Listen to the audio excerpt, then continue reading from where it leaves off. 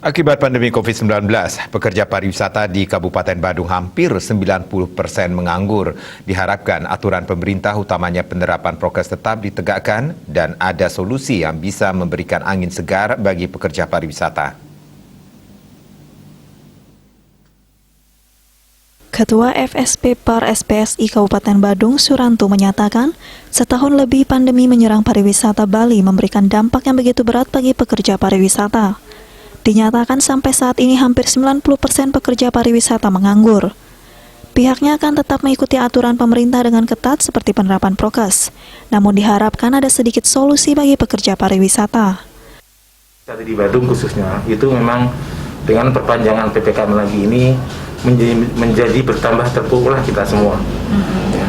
Pertama, kita bukan berarti melawan aturan pemerintah, tetapi tolong dipahami bahwa kita pekerja pariwisata dengan PPKM ini memang yang sudah hampir 1,5 tahun terpuruk ini menjadi semakin terpuruk. Yeah.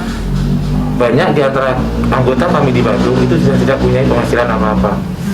Jadi kita anggap 90% itu sudah tidak ada pekerjaan, tidak ada hasil, dan bahkan sekarang mereka untuk mendapatkan pendapatan untuk menyambung hidup mereka itu memang susah. Jadi kami berharap memang PPKM silahkan dilakukan, tetapi perekonomian di Bali yang bergantung pada pariwisata ini sudah mulai harus dipikirkan kembali.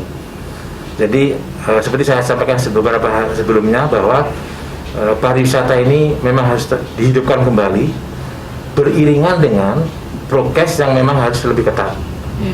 Kami tidak bisa berharap seperti ini terus kalau memang pemerintah tidak bisa memberikan stimulus ataupun bantuan kepada pekerja pariwisata.